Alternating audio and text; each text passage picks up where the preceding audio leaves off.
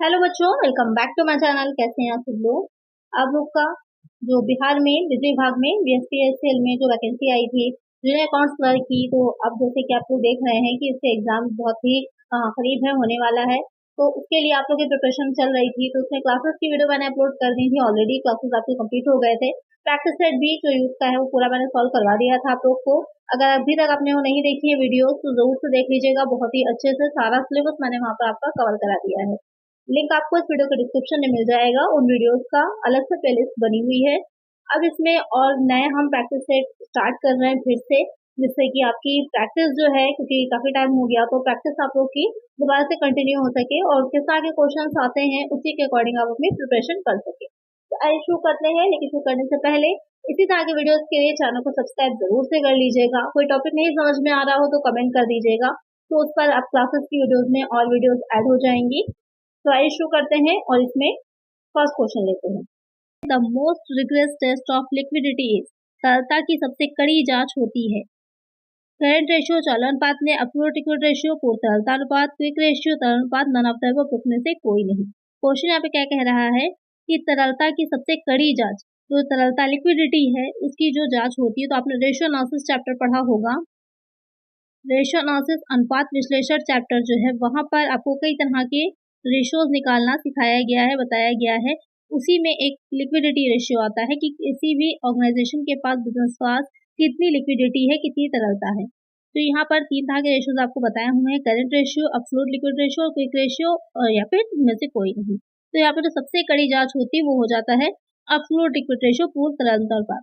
निकलता कैसे है, तो चालू अनुपात आपको पता है कैसे निकाला जाता है। चालू अनुपात निकालने का फॉर्मूला करंट एसेट, शॉर्ट में सीए लिख देते हैं, और करंट लायबिलिटी, जितने भी करंट एसेट होते हैं सबको ऐड कर लिया, करंट लायबिलिटी को ऐड कर लिया, हमारा निकल आएगा करंट रेशियो। आदर्श इसका क्या है कि आइडियल रेशियो या आदर्श क्या माना जाता है इसमें, तो ये भी क्वेश्चन आपका एग्जाम में बनता है सीधे सीधे। तो आदर्श अगर है तो 2:1, ये इसका आदर्श अनुपात है, रेशियो है। अब हम बात करें तरल अनुपात की, तो तरल अनुपात का फॉर्मूला क्या हो जाता है, तो यहाँ पर लिक्विड एसिड लिया जाता है और करंट लायबिलिटी ली जाती है। ये हो जाता है क्विक रेशियो का फॉर्मूला। कहीं कहीं पे लिक्विड लायबिलिटी भी ली जाती है। तो लिक्विड एसिड कैसे निकाली जाती है, लिक्विड एसिड निकालने के लिए जो आपकी करंट एसेट होती है उसमें से ही हम क्या करते हैं, लेस कर देते हैं। क्या लेस करना है आपको, स्टॉक जो स्कंद होता है उसको लेस करना है, और साथ में प्रीपेड एक्सपेंसेस, इन दोनों चीजों को हम लेस कर देते हैं। तो हमारी क्या निकल के आ जाती है, हमारी करंट लिक्विड एसिड निकल करके आ जाती है। और इस तरह से वो हमारा फॉर्मूला है जो आपका निकलता है क्विक रेशियो का। अब इसमें आदर्श क्या रहता है, तो इसका आदर्श है 1:1। तो इनको भी ध्यान में जरूर से रखिएगा। एग्जाम में आपके ये सारे क्वेश्चन बन सकते हैं, फॉर्मूलाज रखे हो सकते हैं, मैच करने को दे सकता है, आदर्श अनुपात पूछ सकता है आपसे। अब आते हैं जो आपके क्वेश्चन में पूछा गया था कि एब्सोल्यूट लिक्विड रेशियो जो होता है उसका निकालने का फॉर्मूला क्या होता है। तो उसको निकालने की हम बात करें तो यहाँ पर उसका फॉर्मूला एब्सोल्यूट लिक्विड एसिड हो जाती है। यहाँ पर लिक्विड एसिड निकालना भी हमने यहाँ पर सीख ही लिया कि कैसे निकाली जाती है। सिर्फ यहाँ पर साथ में आपका एब्सोल्यूट लिक्विड एसिड होती है, और साथ में जो दूसरा रहेगा लिक्विड लायबिलिटी। अब ये निकाली कैसे जाती है, तो यहाँ पर लिख देते हैं, एब्सोल्यूट लिक्विड एसिड जो होती है उसको निकालने का आपका फॉर्मूला होता है कैश इन हैंड, जो भी आपके हाथ में रोकड़ है, और प्लस हो जाता है कैश एट बैंक। इसका फॉर्मूला भी याद रखिए निकालने का, हो सकता है क्वेश्चन में आपसे निकालने के लिए पूछे न्यूमेरिकल की तरह। तो कैश इन हैंड और कैश एट बैंक, और प्लस में और क्या ऐड होता है, प्लस हो जाती है मार्केटेबल सिक्योरिटीज, ये ऐड हो जाती है, और निकल करके आपका आ जाती है एब्सोल्यूट लिक्विड एसिड। और दूसरी चीज जो लिक्विड आपकी जो निकाली जा रही है, लिक्विड लायबिलिटी। लिक्विड लायबिलिटी को कैसे निकालेंगे, लिक्विड लायबिलिटी निकालने के लिए जो आपकी करंट लायबिलिटी होती है उसी में से क्या लेस कर दिया जाता है, जो लिक्विड करंट लायबिलिटी में से हम बैंक ओवरड्राफ्ट को लेस कर देते हैं, तो हमारी निकल करके लिक्विड लायबिलिटी आ जाती है। तो इसको ध्यान में आपको रखना है कि आपका न्यूमेरिकल के तौर पर भी बन सकता है क्वेश्चन, डायरेक्ट आपसे फॉर्मूला भी पूछ सकता है। तो ये सारी चीजों को आपको याद रखना है। तीनों फॉर्मूलाज आपको अच्छे समझ में आ गए होंगे। इसका आदर्श अनुपात की हम बात करें कि इसका आदर्श क्या है, क्योंकि ये भी आपके एग्जाम में पूछ सकता है। तो इसका आदर्श हो जाता है 0.5:1। तो ये आप जो मेन चीजें हैं इनको अलग से नोट जरूर से कर लीजिए। इसका 2:1 है, इसका 1:1 है और इसका हो जाता है 0.5:1। तो ये आपकी सारी चीजें कवर हो गई, जितने भी लिक्विडिटी रेशियो थे वो आपने अच्छे से पढ़ लिए इन तीनों में। तो यहाँ पर करेक्ट आंसर है ऑप्शन। चलिए नेक्स्ट क्वेश्चन पे चलते हैं। नेक्स्ट क्वेश्चन है auditing and assurance standard two are concern with. अंकेक्षण व एश्योरेंस माप दो जो है वो किससे संबंधित है? जिस तरह से अकाउंटिंग में स्टैंडर्ड होते हैं वैसे ही स्टैंडर्ड यहाँ पर भी आप वहाँ पर लिखा जाता है AS करके, अकाउंटिंग स्टैंडर्ड लिखा जाता है, यहाँ पर AA हो जाता है, यानी कि अकाउंटिंग एंड एश्योरेंस स्टैंडर्ड कहलाता है ये। तो यहाँ पर जो दो है ये किससे संबंधित है होगा, ये क्वेश्चन पूछ रहा है। वॉचिंग प्रमाणन से, valuation of asset and liabilities संपत्ति और दायित्वों के मूल्यांकन से, ऑडिट प्लानिंग अंकेक्षण नियोजन से, objective and scope of the audit of financial statement वित्तीय विवरणों के विश्लेषण के उद्देश्य एवं क्षेत्र से। तो यहाँ पर ये जो सेकंड वाला है वो किससे रिलेटेड है, स्टैंडर्ड जो होगा वो तो हो जाता है objective and scope of the audit of financial statement.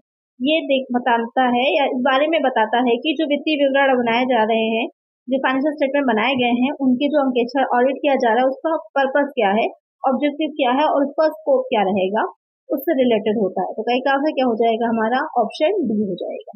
चलिए नेक्स्ट क्वेश्चन है। यहाँ पर आपके अकाउंटिंग के प्रिंसिपल दे रखे हैं। Which of the following is not a basic principle of accounting. कौन सा लेखांकन का आधारभूत सिद्धांत नहीं है? तो ये ध्यान में रखिएगा कि क्या पूछ रहा है। कई बार हम लोग ये जो नॉट लिखा होता है ना उसको नहीं पढ़ते, उसको ध्यान नहीं देते और आंसर आपका गलत हो जाता है। तो कौन सा नहीं है प्रिंसिपल, ये आपसे पूछ रहा है। प्रिंसिपल ऑफ एक्सपेंसेस, व्यय का सिद्धांत, प्रिंसिपल ऑफ फुल डिस्क्लोजर, पूर्व प्रकटीकरण का, हिस्टोरिकल कॉस्ट का, ऐतिहासिक लागत का, या फिर कॉस्ट एंड बेनिफिट, लागत एवं लाभ का सिद्धांत। तो कौन सा बेसिक अकाउंटिंग प्रिंसिपल नहीं है, क्वेश्चन ये आपसे पूछ रहा है। तो यहाँ पर एक्सपेंसेस व्यय का सिद्धांत भी होता है, पूर्व प्रकटीकरण मीन्स कहने का होता है फुल डिस्क्लोजर में कि जो भी है आपकी बिजनेस की स्थिति उसको पूरी तरह से दिखा दीजिए। तो इसी में ही ये भी कहा जाता है कि जो बैलेंस शीट हम बना रहे हैं, जो आपकी एक्स्ट्रा इन्फॉर्मेशन है उसको आप इसके नीचे नोट्स के तौर पर दिखा दीजिए बैलेंस शीट में। हिस्टोरिकल कॉस्ट, ऐतिहासिक लागत, ये भी करेक्ट है। जो आपका टी पॉइंट दे रखा है कि कॉस्ट एंड बेनिफिट का, ये कोई प्रिंसिपल नहीं होता। लागत एवं लाभ का सिद्धांत बेसिक प्रिंसिपल है। करेक्ट आंसर हमारा हो जाएगा ऑप्शन डी। चलिए नेक्स्ट क्वेश्चन है। Zero based budgeting was first used. ये भी बहुत इंपॉर्टेंट पॉइंट है आपका। जीरो बेस्ड बस्टिंग से क्वेश्चन आपके बनते हैं। शून्य आधार बजट सबसे पहले प्रयोग में लाया गया था यूनाइटेड स्टेट ऑफ अमेरिका, संयुक्त राज्य अमेरिका में, इंग्लैंड में, जर्मनी में या फिर भारत में। तो शून्य आधार बजट जीरो बेस्ड बस्टिंग की शुरुआत कहाँ से हुई थी, कहाँ से इसका स्टार्ट हुआ था? तो ये यूनाइटेड स्टेट ऑफ अमेरिका या फिर यूएसए कह सकते हैं, वहां से इसकी शुरुआत हुई थी। किसने की थी, अब ये क्वेश्चन आता है किसके द्वारा की गई थी या किसने की थी? तो कौन थे? पीटर ए पाहियर जो थे, अगर कहा जाए कि इसका इन्वेंशन या फिर ये फादर ऑफ भी कह सकते हैं, ये सबसे पहले प्रयोग में लाया गया भी कहा जा सकता है। तो किसने किया? पीटर ए पाहियर ने किया। अब कब किया क्वेश्चन आता है, कौन सा एयर था? तो एयर इसका आप लोग मुझे कमेंट करिएगा कि किस एयर में किया गया था। यहाँ पर दो क्वेश्चन क्लियर हो गए। यूएसए में हुई थी, पीटर ए पाहियर द्वारा की गई थी, किस सन में किया गया था? तो ये आंसर आप लोग मुझे कमेंट करेंगे। चलिए नेक्स्ट क्वेश्चन लेते हैं। नेक्स्ट क्वेश्चन है आपका कि Indian accounting standards are issued by. भारतीय लेखांकन मानकों को जारी करता है Reserve Bank of India, central government, state government, Institute of Chartered Accountants of India.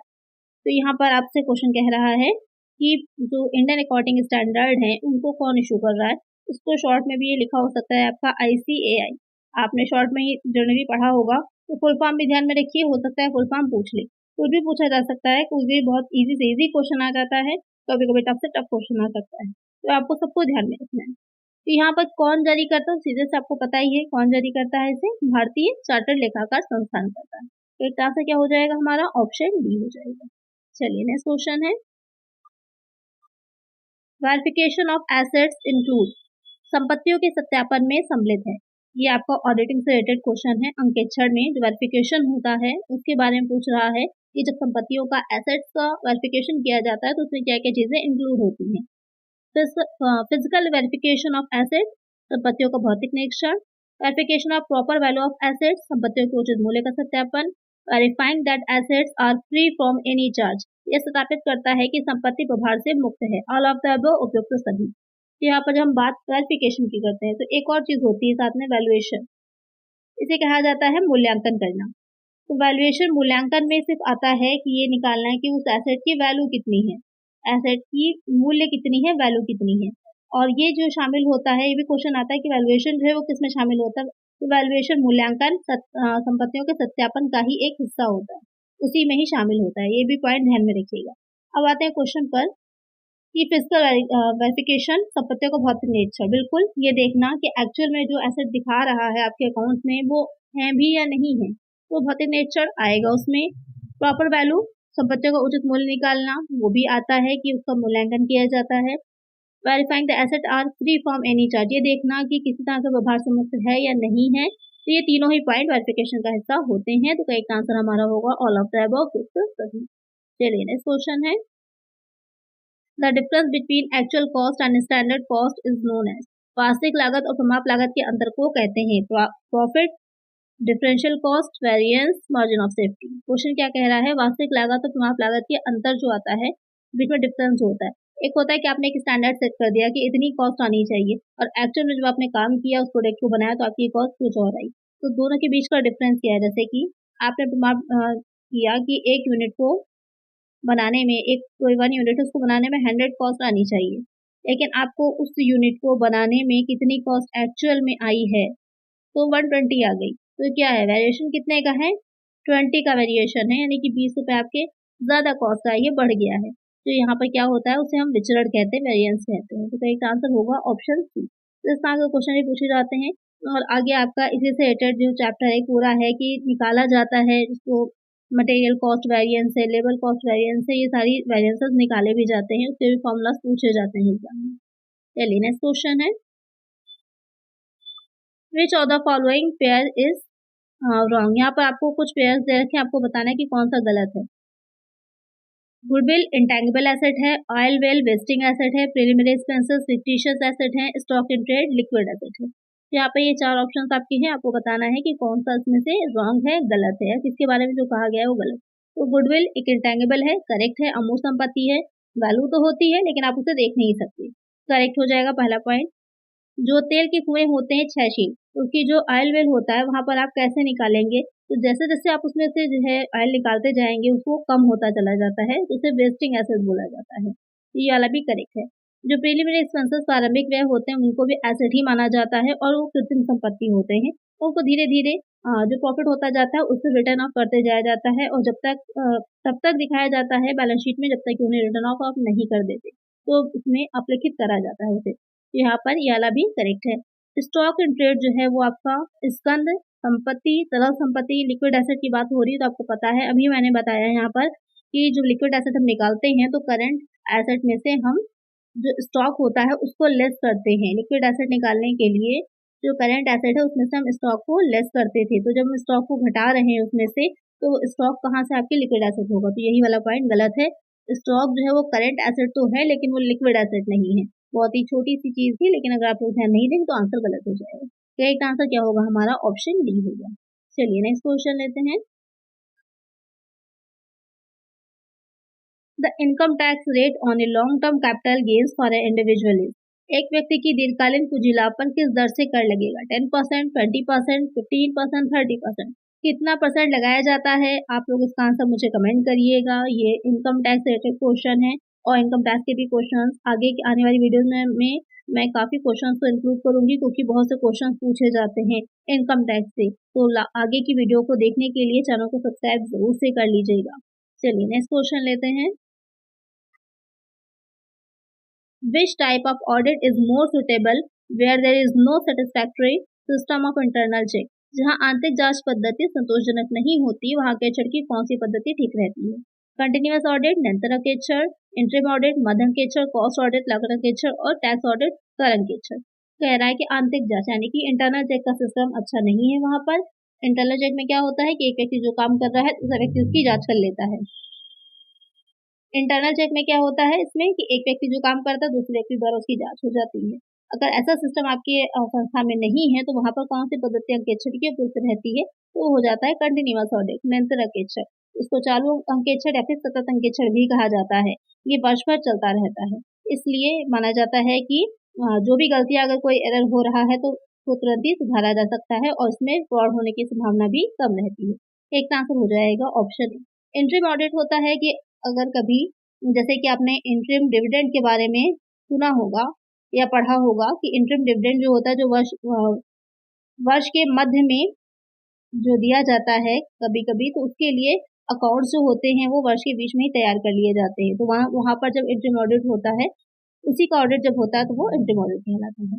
लागतों का जब होता है, लागत खाते जो रखे जाते हैं उनका होता है तो आपको कॉस्ट ऑडिट है, और टैक्स का जब होता है तो टैक्स ऑडिट हो जाएगा। चलिए नेक्स्ट क्वेश्चन लेते हैं। नेक्स्ट क्वेश्चन है, Ashoka limited purchased a machine from Tata and sons for ₹1,50,000। This is Ashoka limited जो है उसने एक मशीन टाटा एंड सन्स से 1,50,000 में खरीदी थी। ये क्या है? अ ट्रांजेक्शन एक लेन देन है, एक इवेंट है, अ नॉन फाइनेंशियल डाटा एक गैर वित्तीय समंक है, नन ऑफ द अबव इसमें से कोई नहीं। तो इस तरह क्वेश्चन भी पूछ सकता है। यहाँ पर आपसे कोई कुछ भी एक्टिविटी दे देगा, ये क्या पूछेगा आपसे कि ये क्या है। एक सबसे पहले तो आपको ये देखना है, क्योंकि यहाँ पर आप बात जो कर रहे हैं अकाउंटिंग की कर रहे हैं, कॉमर्स की बात हो रही है, तो यहाँ पर सबसे पहले तो आपको ये देखना है कि फाइनेंशियल है या नहीं, क्योंकि हम उन्हीं का ही रिकॉर्ड रखते हैं, उन्हीं चीजों का या उन्हीं घटनाओं का, उन्हीं इवेंट का रिकॉर्ड रखते हैं जो कि फाइनेंशियल नेचर की होती है। तो यहाँ पर ये जो कि फाइनेंशियल नेचर का है, क्योंकि इसमें बता रहा है कि परचेज करी गई है मशीनरी कितने की, 1,50,000 की। तो ये रिकॉर्ड जो है वो तो आपका क्या है, फाइनेंशियल है। अब यहाँ पर ये एक तरह का क्या है, ट्रांजेक्शन हुआ है जिसकी आपको एंट्री करनी होगी। तो ये सिर्फ एक इवेंट नहीं है, ये एक ट्रांजेक्शन है। तो एक आंसर हो जाएगा ऑप्शन ए। चलिए नेक्स्ट क्वेश्चन है,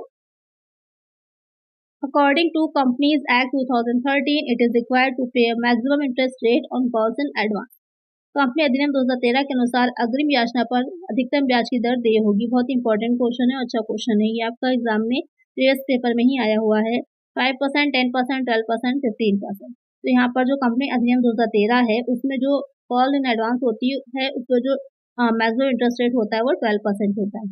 इसको दूर से ध्यान में रखिएगा, ये एग्जाम में आपके पूछा जा सकता है। और अगर कॉल्स इन एरियर होती है, दो चीजें होती हैं, अगर आपने पहले से पेमेंट कर दिया किसी अंशधारी ने या ज्यादा दे दिया तो वो कॉल्स इन एडवांस में चला जाता है, जिसकी आपकी कितनी दे रखी है, 12% की होगी। और अगर कॉल्स इन एरियर है यानी कि बकाया है, देना था नहीं चुकाया गया है, नहीं दिया गया है, उसका जो रेट है वो 10% है। तो दोनों ही ध्यान में रखिएगा, दोनों ही इंपॉर्टेंट है, कोई भी आपसे एग्जाम में पूछा जा सकता है। चलिए नेक्स्ट क्वेश्चन लेते हैं। नेक्स्ट क्वेश्चन है, what will be the quick ratio if current ratio 3:1 है, स्टॉक है 30,000 का और टोटल करंट लायबिलिटी है 60,000 की। आपको क्या निकालना है, क्विक रेशियो निकालना है। जो लिक्विड रेशियो होता है उसको ही क्विक रेशियो भी बोला जाता है, इसको ध्यान में रखिएगा। जो तरल अनुपात होता है उसी को ही त्वरित अनुपात या फिर क्विक रेशियो भी हम कहते हैं। तो यहाँ पर हमको निकालना है क्विक रेशियो, और हमारे पास गिवन है करंट रेशियो, आपको स्टॉक बता दिया गया है और आपको बता दिया गया है करंट लायबिलिटी। हमको पहले क्या निकालना है, हमको जब तक करंट एसेट नहीं पता चलेंगी हम क्विक रेशियो नहीं निकाल सकते। तो उसके लिए जो हमारे पास करंट रेशियो है, सबसे पहले हम उसको नोट करते हैं। करंट रेशियो यहाँ पर कितना है, 3:1 है। इसी को हम इस तरह से भी लिख सकते हैं 3/1। तो यहाँ पर क्या होता है, सबसे ऊपर होती है हमारी करंट एसेट जो कि हमें नहीं पता, तो एज इट इज लिख लीजिए। नीचे हो जाता है करंट जो आपकी लायबिलिटी है, तो वो दे रखी है क्वेश्चन में, गिवन है, हम इसको नोट कर लेंगे 60,000।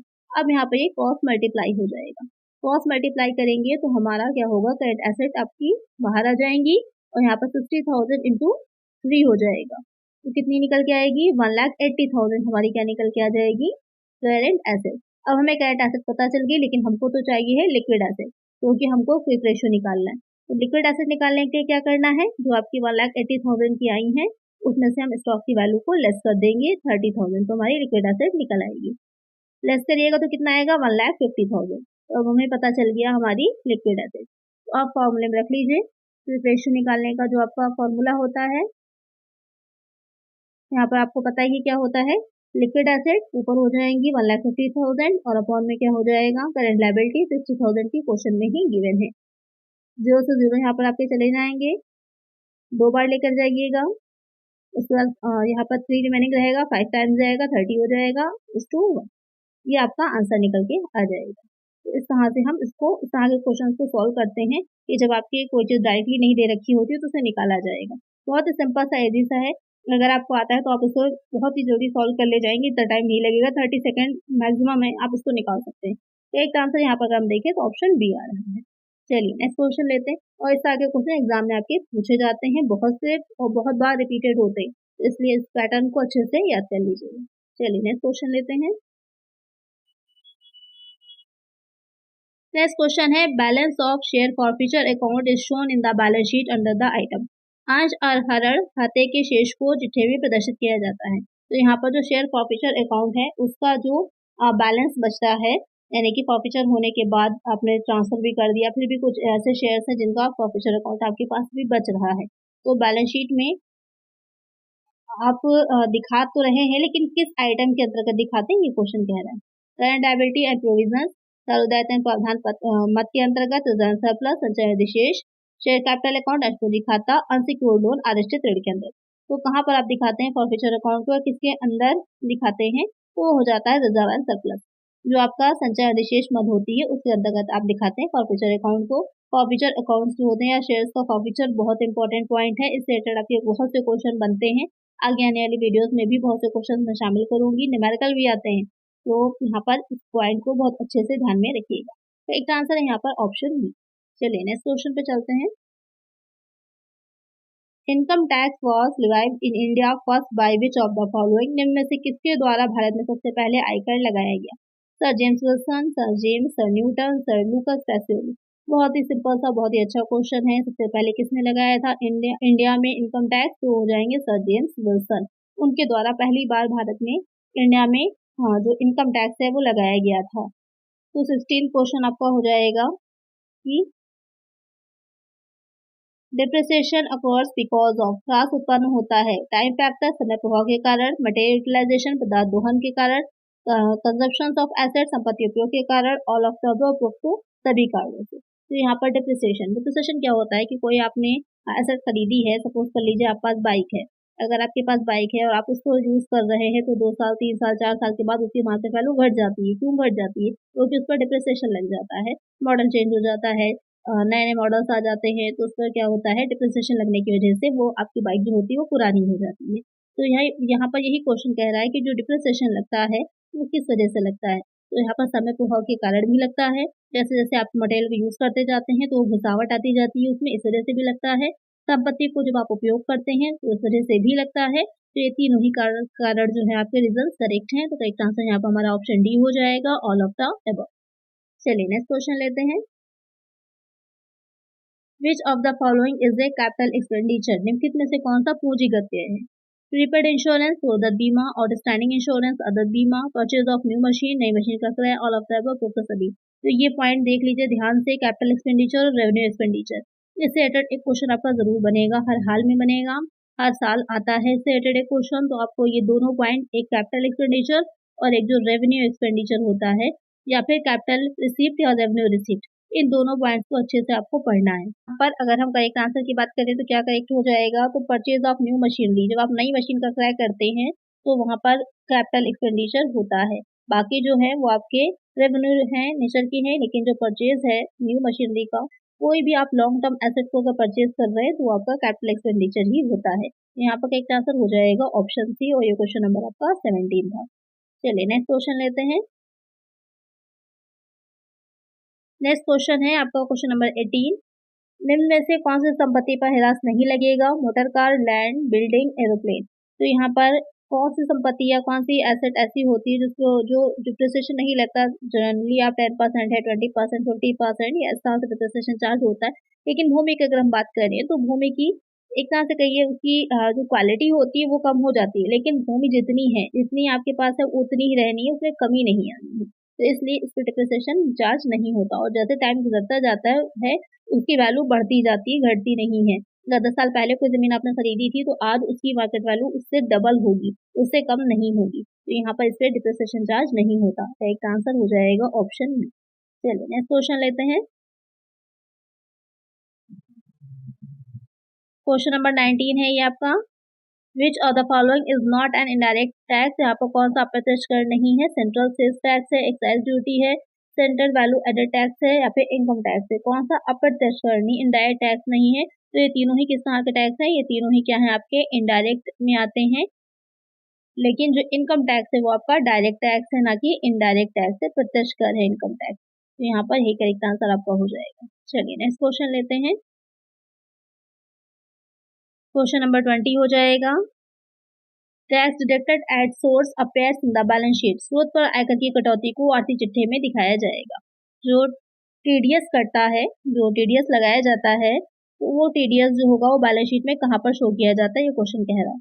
On the asset side under current asset, संपत्ति पक्ष में चालू संपत्तियों के अंतर्गत। On the asset side under loans and advances, संपत्ति पक्ष में ऋण एवं अग्रिम के अंतर्गत। On the liabilities side under current liabilities, चालू दायित्व पक्ष में चालू संपत्तियों के अंतर्गत। On the liabilities side under provision, दायित्व पक्ष में प्रावधानों के अंतर्गत। तो जो बैलेंस शीट में हम टीडीएस दिखाते हैं वो किस साइड में दिखाया जाता है, तो वो हो जाता है आपका on the asset side under current asset. जो करेंट एसेट्स होती हैं उसके अंडर में हम एसेट साइड में दिखाते हैं। एक आंसर क्या होगा हमारा, ऑप्शन ए हो जाएगा। चलिए नेक्स्ट क्वेश्चन लेते हैं। नेक्स्ट क्वेश्चन हो जाएगा 21। What is the full form of NEFT. NEFT का पूरा नाम बताइए। यहाँ पर आपको नेफ्ट की फुल फॉर्म बतानी है। National electric fund transmission, national electric fund transmission, या फिर नेशनल इलेक्ट्रिक फंड ट्रांसफर, या फिर नेशनल इलेक्ट्रॉनिक फंड ट्रांसफर। तो यहाँ पर आपको बताना है कि करेक्ट आंसर इसमें से कौन सा है। तो जो ए और बी पॉइंट हैं वो आपके सेम ही हो जा रहे हैं दोनों ही। जो बी पॉइंट है उसमें आपका इलेक्ट्रॉनिक होगा। यहाँ पर जो बी पॉइंट है, इंग्लिश में थोड़ी सी मिस्टेक हो गई है, हिंदी में आपका सही लिखा हुआ है, ये आपका इलेक्ट्रॉनिक हो जाएगा, फंड ट्रांसमिशन। यहाँ पर करेक्ट आंसर कौन सा हो जाएगा, कि क्या होती है नेफ्ट की फुल फॉर्म, तो वो हो जाती है नेशनल इलेक्ट्रॉनिक फंड ट्रांसफर। ये करेक्ट हो जाएगा। यहाँ पर ट्रांसमिशन था इसलिए ये वाला पॉइंट गलत था, ट्रांसफर होता है। करेक्ट आंसर होगा ऑप्शन बी। चलिए नेक्स्ट क्वेश्चन लेते हैं। नेक्स्ट क्वेश्चन हो जाएगा question number 22। In which year the provisional insolvency act implemented. प्रांतीय दिवाली अधिनियम किस वर्ष में लागू किया गया, 1909, 1920, 1925, 1930। तो यहाँ पर किस वर्ष में प्रोविंशियल इंसॉल्वेंसी एक्ट इम्प्लीमेंट हुआ था, तो कौन से सन में हुआ था, तो आपका 1920 हो जाता है। दो यहाँ पर एक्ट रहे हैं, एक प्रोविंशियल है और दूसरा प्रेसिडेंसी है। जो प्रेसिडेंसी है अगर हम उसकी बात करें कि वो कब लागू हुआ था, तो प्रेसिडेंसी वाला एक्ट जो था आपका 1909 में लागू हुआ था। तो दोनों को ही ध्यान में रखिएगा, दोनों में से कोई भी पूछा जा सकता है, या फिर ये वाला प्रोविंशियल है या फिर प्रेसिडेंसी वाला। तो एक आंसर यहाँ पर हो जाएगा ऑप्शन बी। चलिए नेक्स्ट क्वेश्चन है। तो यहाँ पर 23 क्वेश्चन नंबर है, उसमें आपसे पूछ रहा है कि in which year 14 banks were nationalise. 14 बैंकों का राष्ट्रीयकरण किस वर्ष में किया गया था। तो जो 14 बैंक थे उनका जो नेशनलाइज किया गया था उन्हें 1969 में किया गया था। उसके बाद 6 बैंकों का और राष्ट्रीयकरण किया गया था, कब किया गया था, 1980 में किया गया था। तो ध्यान में रखिएगा, पहले जो हुआ था 14 बैंक का हुआ था 1969 में, उसके बाद 6 बैंकों का और हुआ था 1980 में। तो इन दोनों ही पॉइंट्स को ध्यान में रखिएगा। इसके अलावा और भी बहुत से पॉइंट इसमें बनते हैं कि रिजर्व बैंक का कब किया गया था, और जो आपका एसबीआई है, स्टेट बैंक ऑफ इंडिया, उसका कब किया गया था। तो सारे ध्यान में रखिएगा, कोई भी आपसे एग्जाम में पूछ सकता है। जैसे कि अगर हम आरबीआई की बात करें कि आरबीआई कब नेशनलाइज हुआ था, तो 1 जनवरी 1949 में हुआ था।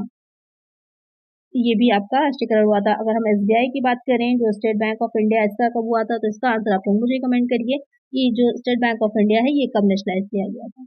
एक होती है बनने की कि कब वो बनाया गया था, और एक है उसकी डेट की कब वो नेशनलाइज हुआ था। तो यहाँ पर आपको बताना है कि नेशनलाइज कब किया गया था। चलिए नेक्स्ट क्वेश्चन लेते हैं। क्वेश्चन नंबर 24 हो जाएगा। Which of the following statement is true. निम्नलिखित में से कौन सा कथन सत्य है। तो यहाँ पर आपके पॉइंट्स दे रखे हैं, आपको बताना है कौन सा ट्रू है। यहाँ पर ट्रू पूछा है, फॉल्स नहीं पूछा, ट्रू पूछा है। Accounting and book keeping are synonyms. लेखांकन और पुस्तकालय एक समान है।